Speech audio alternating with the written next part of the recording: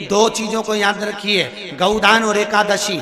श्रीमद वल्लभाचार्य जी ने मायावत का खंडन करा था जगन्नाथपुरी में, और श्रीमद वल्लभाचार्य जी ने कहा था एकादशी मरने के बाद मत दो, एकादशी जीते जी दो। कहा था कि नहीं कहा था? जीते जी दान करिए। इसलिए जगदीश में जगन्नाथपुरी में एकादशी उल्टी लटकी हुई है। करें आपने दर्शन? जगदीश में एकादशी को उल्टा लटकाया। क्यों? क्योंकि वल्लभ ने कहा कि एकादशी जीते जी दो। कई पंडितों कहते हैं तुम्हारे दादाजी मर गए, जब 12वें का दिन होता है ना तो पंडित जी संकल्प छुड़ाते हैं, दो एकादशी। बड़े बेटे ने 5 दे दी, छोटी बहू ने 3 दे दी, उसने 2 दे दी, उसने 2 दे दी। तो क्या तुम्हारे दादाजी भिखारी थे जो तुम्हारी एकादशियां लेकर जाएंगे? और तुम कौन होते हो दादाजी को एकादशी देने वाले? तुमने कौन सा इतने पुण्य कर लिए जो तुमने एकादशी दे दी? एकादशी के दान की महत्वता श्रीमद वल्लभाचार्य जी ने कहा कि कोई व्यक्ति अगर खटिया पर सड़ रहा है, पलंग पर तड़प रहा है, हॉस्पिटल में पड़ा हुआ है, तो निवेदन है कि उसको देखने जाओ तो अपनी करी हुई एकादशी में से 2 एकादशी का दान उसको तुरंत दे दो। क्यों? तो जिससे उसको मोक्ष मिल जाए, मरने के बाद नहीं। क्योंकि मरने के बाद तो वो 10वें के दिन, गरुड़ पुराण में लिखा है 10 दिन तक जीवात्मा घर की अटारी पे रहती है। कितने दिन? 10 दिन। 10 दिन के बाद जीवात्मा चली जाती है। कहाँ जाती है? उसको जहां जाना है। 3 दिन में उसको भोग भोगना पड़ता है जीवात्मा को। 3 दिन नरक का भोग भोगती है, उसके बाद स्वर्ग का भोग भोगती है। 18 दिन में ये प्रोसेस पूरी हो जाती है। कितने दिन? 18 दिन। 18 दिन के बाद में उस जीवात्मा को धान के खेत में पटका जाता है। किसके खेत में? धान के, चावल के खेत में। इसलिए कहते हैं एकादशी के दिन चावल मत खाओ। कहते कि नहीं कहते? और क्या कहते हैं? द्वादशी के दिन चावल खाना जरूरी है। एकादशी का पालना करना है तो द्वादशी को चावल का 1 ग्रास खाओ, तब द्वादशी को चावल खाओगे तो एकादशी लगेगी। चावल नहीं खाओगे तो एकादशी नहीं लगेगी। द्वादशी को चावल खाना जरूरी है। क्यों कहते हैं? क्योंकि धान के खेत में जीव को छोड़ा जाता है, उस धान के खेत में, चावल के खेत में जीवात्मा रहती है। उसको चिड़िया खाती है तो चिड़िया के रूप में जन्म लेता है, मनुष्य खाता है तो मनुष्य के रूप में जन्म लेता है। इसलिए एकादशी के दिन चावल नहीं खाया जाता, क्योंकि एकादशी के दिन हम चावल खाएंगे तो जीव हत्या का दोष लग जाएगा। फिर कब खाना है? द्वादशी के दिन। द्वादशी के दिन क्यों खाया जाता है? क्योंकि हम एकादशी के व्रत करे रहते हैं, और पहला घासा जब चावल का खाते हैं तो अपनी करी हुई एकादशी का पुण्य, जितने जीव हमारे मुंह में जाते हैं उनको उसका पुण्य मिल जाता है, और उनका फिर जन्म नहीं होता, वो तर जाते हैं, उनको एकादशी का भाग मिल जाता है। इसलिए कहते हैं एकादशी को चावल मत खाओ, पर द्वादशी को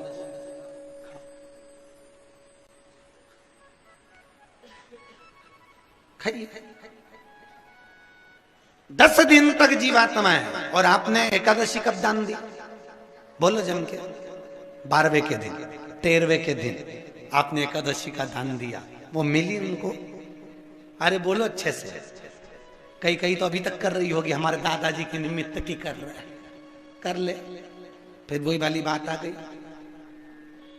गुलाब के फूल में पानी जारी है। कितनी एकादशी है?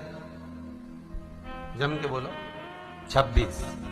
जो भगवान विष्णु के पास जाकर निवेदन करी थी वो निर्जला था, निर्जला। इसलिए सारी एकादशियों में निर्जला एकादशी की महत्वता शास्त्र प्रमाण करता है महाराज। पर हिंदू धर्म के 3 व्रत ऐसे बता दिए जिन व्रतों का पुण्य समाप्त नहीं हुआ।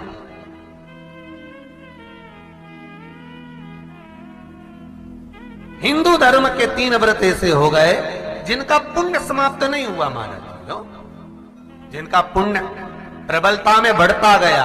पहले नंबर पर एकादशी, दूसरे नंबर पर प्रदोष, और तीसरे नंबर पर शिवरात्रि। एकादशी आकर खड़ी हो गई।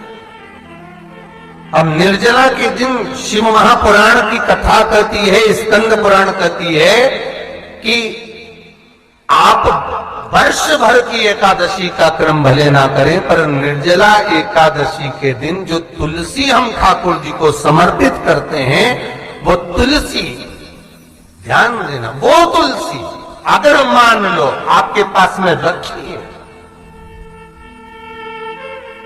निर्जला एकादशी के दिन भगवान ठाकुर जी को, शालिग्राम जी को, लड्डू गोपाल जी को आपके घर में, आपके मंदिर में जो आपने भगवान को तुलसी समर्पित करी है, वो तुलसी मान लो तुम्हारे पास रखी है और कोई व्यक्ति को बहुत बहुत ज्यादा कष्ट है, शरीर में बहुत बहुत कष्ट है, थोड़ी सी वो तुलसी चढ़ी हुई ठाकुर के चरणारविंद की, आप उस जीव को धो तो सही, आधा घंटा इंतजार करो, स्वास्थ्य में अंतर आना प्रारंभ हो जाता है उस निर्जला का। क्योंकि निर्जला ऐसी एकादशी है जिसने जगत में जाकर, देवताओं के पास जाकर निवेदन करा है जग कल्याण के। जितनी भी माताएं एकादशी का व्रत करती, बहुत ध्यान से सुनना आज की कथा हो, शायद जिंदगी में मिली ना मिली, और ये कथा का रिश्ता तो बहुत ध्यान से सुनना। स्कंद पुराण यहां तक कहती है कि इस कथा के चरित्र को जो श्रवण कर लेता है उसको 26 एकादशी करना भी नहीं पड़ती, इस एकादशी की केवल ये कथा सुनकर ही वो तर जाता है। बहुत ध्यान से सुनना इसको, कथा को। खाली ना जाता कोई